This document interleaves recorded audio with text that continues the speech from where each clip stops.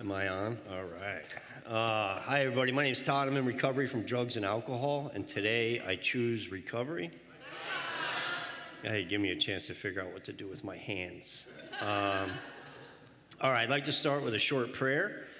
Actually, a little moment of silence, too, and then a short prayer. God, can you please guide me in my words? Help me restore hope in an addict that is so struggling tonight. Help me do thy will. Amen. I'm pretty short and sweet. So, guys, I was born in East Haven, Connecticut. My parents were married. I don't know why I wrote that in there.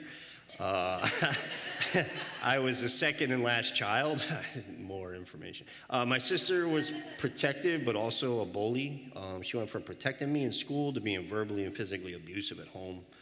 I was very sensitive growing up. Parents got divorced when I was 7. My mom went on to remarry 2 more times. My dad met my stepmom when I was about 8. She would become the most supportive person in my life up to this point. My mom didn't stay married long to either stepdad. I witnessed a lot of physical and mental abuse. This wasn't something new to me. My grandfather and grandmother had the same type of toxic relationship. One thing being mostly raised by women through my childhood, my mom always reminded me was that I was to protect the women in my life. This brought me to many physical confrontations. It seemed that there was always a relative or close friend that always needed protecting. Nature versus nurture, I guess, would be the question. With this virtue like instilled in me and the idea that I should always speak my mind, things became very difficult for me. I didn't have the courage to stand up for myself or anyone else most of my childhood, but it was something I found in drugs and alcohol. I was raised Catholic, made my communion, went to religious classes, church on Sunday. Unfortunately, what I was learning did not make much sense at home. Bullying and dishonesty was a regular family night for us. Lying was accepted as truth. My grandmother and I were very close. She was protective of me and my greatest enabler. Family pride was important, being taught that as long as everyone else thought things were good in the family, no matter how bad, that was acceptable. I was a good student, honor roll, till I was a sophomore in high school. I skipped my first class ever to impress a girl. That probably surprises everybody in here. I was introduced to weed that day. Smoked because I thought it was a cool thing to do. Got the girl, made a lot of new friends, was no longer shy and sensitive. Felt like I had arrived. I dropped out of school within a month and was on my way to be a professional pool player at 16. By the time I was 17, I was sent to live with my dad and was taking Xanax and using cocaine on weekends. Never did break into the pro billiards tour, but I was playing in bar leagues and becoming a professional drug addict. I had a real tough time adjusting to life with my dad and stepmom. I had no idea what they were getting, and I had no idea what was wrong with me. I was smart and had a lot of support, but I just couldn't seem to get it together. When I was 19, caught my first charge, started doing painkillers. My girlfriend's brother was a quadriplegic. He asked me to put some pills in his mouth. After a few hours, he slipped into a coma and died. I was charged with criminal negligent homicide. The time the trial took place, I was arrested 4 times and was smoking crack on the recesses in the bathroom. Needless to say, life was a little out of control. I had completely lost touch with my faith and stopped even hating God. I just stopped thinking about him altogether. 16 detoxes, 12 rehabs later, I was on 120 milligrams of methadone and taking 10 milligrams of Xanax every day. Smoking crack like a gentleman, in and out of prison, lost family and friends, couldn't keep a relationship together. I felt like my heart was broken all the time. My problems were becoming astonishingly difficult to solve. I was lost. Already by this time, I'd forgotten what help felt like. I just felt like it shouldn't be this hard, and was finding it harder and harder to find any ease and comfort. I spent one summer in Connecticut breaking into contaminated power plants to steal copper.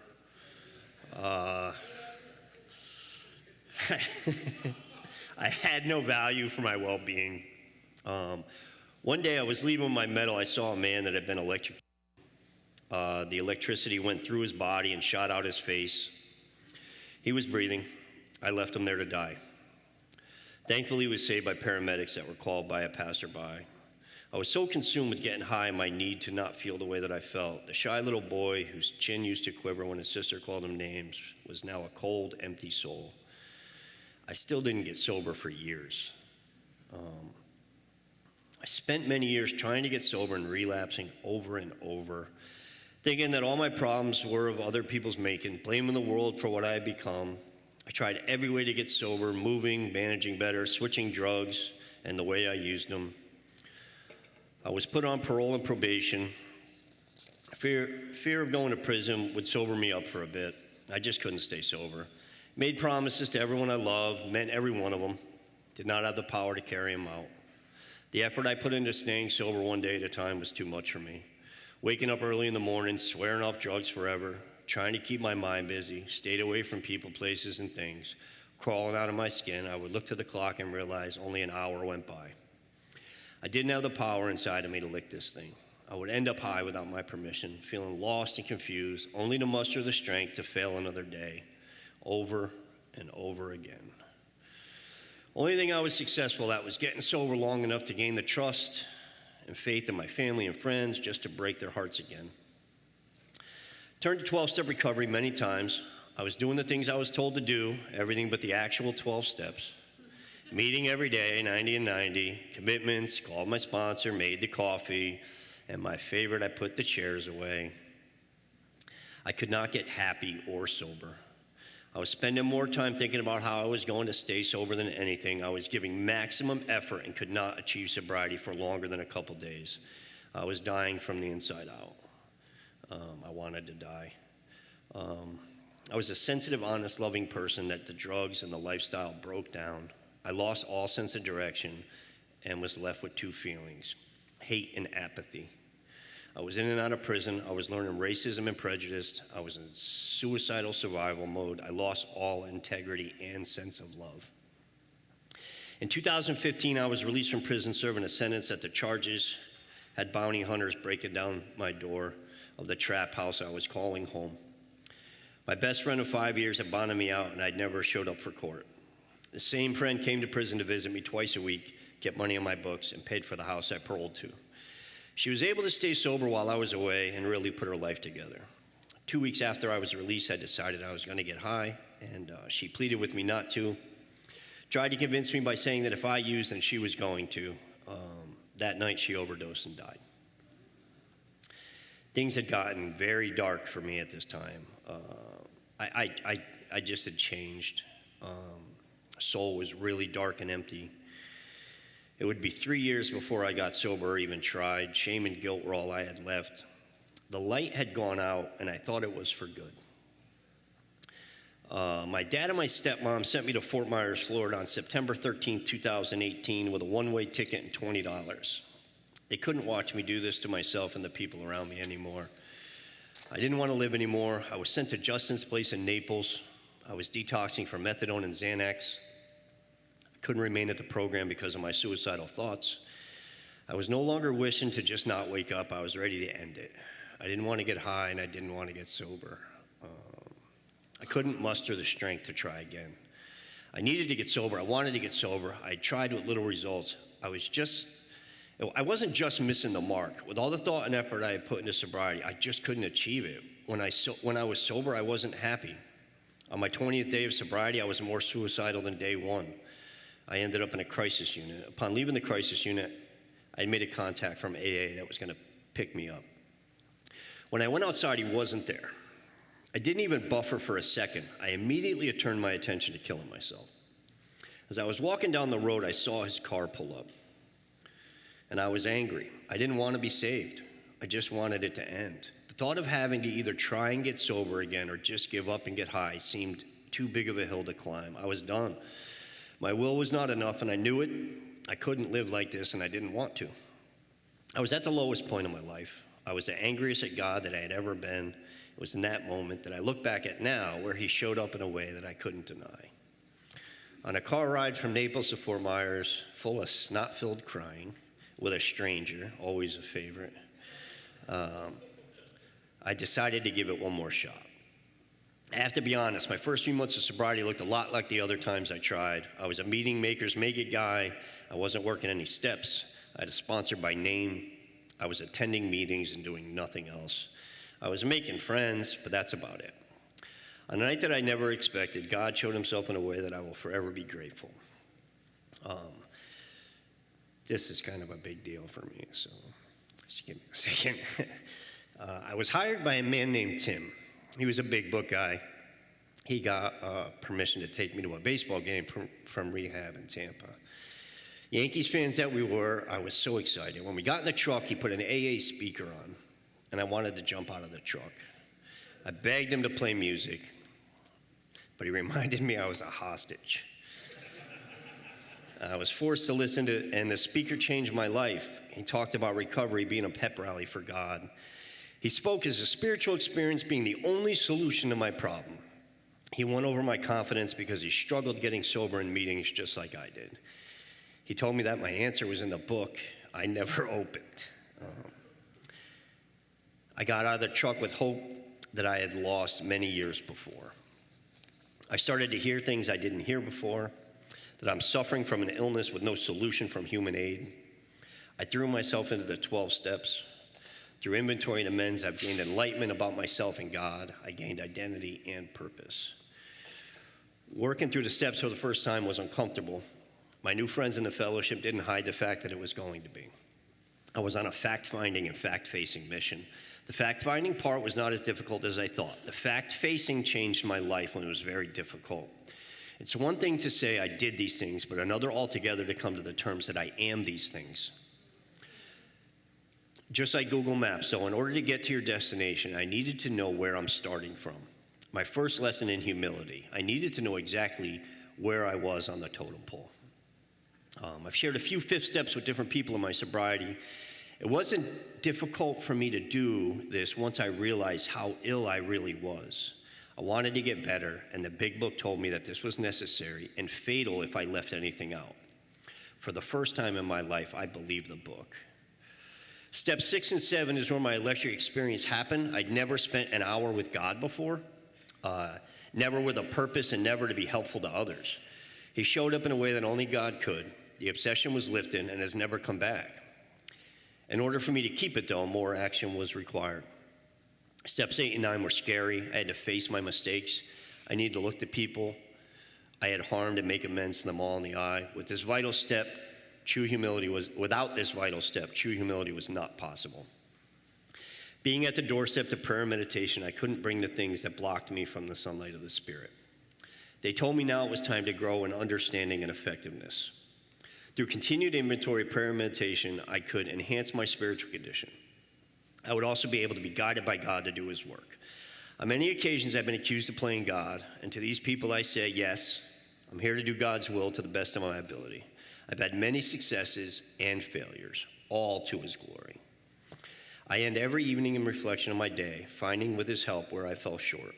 I start my morning looking at the day in front of me, asking for his help to guide me to be a better person. I believe a daily inventory is most important because I'm never the person I was yesterday. I need God to help me with the person that I am that day. Having started to build a relationship with God and doing my best to carry out his will, I started to rebuild relationships with my family, my dad and stepmom that made the hardest decision that I hated them for at first, now come down every year on my anniversary. They are friends with all of my friends. And at 1 year sober, I moved in with an acquaintance from the program. I'm now the best man in his wedding. His fiancée is like my sister. They're my family.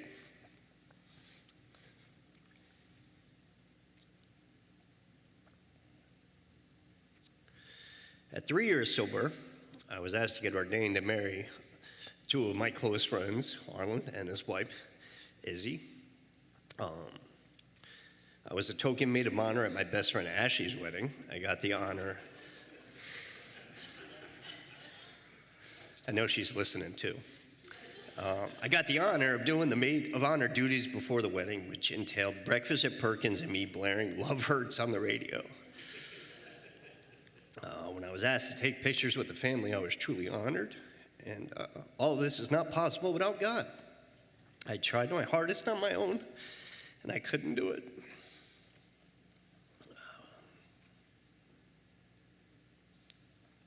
All right. Most of the people in this room have never seen me shed a tear.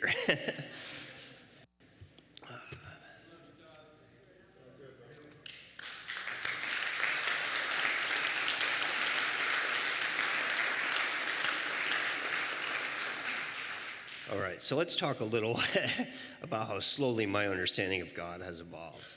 My spiritual experience as a result of the steps was electric.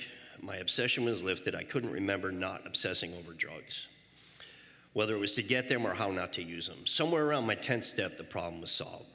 It hasn't returned. God, I removed my insane thinking around drugs and alcohol. Those who know me know that may be all removed at the time. I still have made many mistakes. I'm still learning. I'm not sure that made sense. When I stopped trying to understand God and fighting others' beliefs, my mind opened.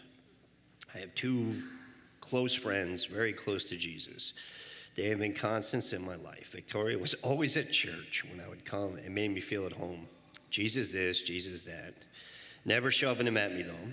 Ashley, I would talk to for hours. I would get these enlightened thoughts through prayer and meditation, and she would always point out where these things were in the Bible. I decided I didn't have any beef with Jesus. I realized that just through open-minded conversation that my spiritual beliefs lined up with her religious beliefs. The patience and understanding of those two women have brought me closer to God. I stopped blaming God and others. I realized that the things that I have been through have made me the most useful I have ever been, that my darkest moments have defined me. I wouldn't be right here, right now, with you people, with this opportunity to be of service to God and the people around me, if not for all of my life. God then became everything. Everything bad he has made good. Grace Church has a very special place in my heart. When I was in the Salvation Army, I would come to the meetings here. I was volunteering because I had nothing else to do. First year of sobriety, I decorated the Christmas tree. It was the first tree I decorated in 15 years. This is also where I met Ashley and Victoria. I don't know where I would be without them. During COVID, I was called to go to parking lots. Meetings were canceled to reach newcomers that had no place to go. It was the people that I chose to surround myself with that led me. Started a big book study at the house that sometimes 30 people attended, sometimes more. God has finally put me in a position to be useful, and I take this responsibility very serious. Now, anyway, this is kind of funny. Anyone that knows me knows I'm not perfect, and I've made many mistakes in sobriety. I've done things that I had to make right, some I can't atone for. The beauty of this program in God is that no matter what, he keeps me safe and protected. I sponsor men. I've done workshops on the steps. I've helped start meetings. I give freely of my time and experience. I say this to God's glory. He has made me useful to him and those around me. God has freed me from the obsession, and I've sworn to be his spirit. He has kept me safe and protected despite my human condition. My ledger will always be in the red, and for that, I am always ready to serve. I invite anyone to walk this road with us. If you are struggling tonight, if you feel hopeless, that feeling of loneliness that few know, I know it, and I found the way out. Please talk to me after. Okay, let's get to the Bible verse and get off the stage.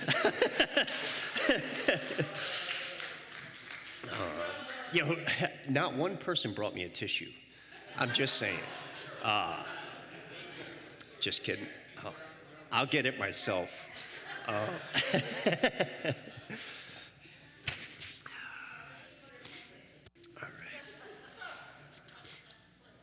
All right, I chose a verse from the Bible that means a lot to me. The purpose that I found through God and the 12 steps have become an honor and a passion. I continue through prayer and meditation to find God's use for me. I have found the courage to stand up, stand out, and even stand alone if I am on God's mission. With that being said, if it's a call to arms or an ear to lend, I'm here for God. Isaiah 6:8. Then I heard the voice of the Lord saying, "Whom shall I send, and who will go for us?" And I said, here I am, send me. Thank you.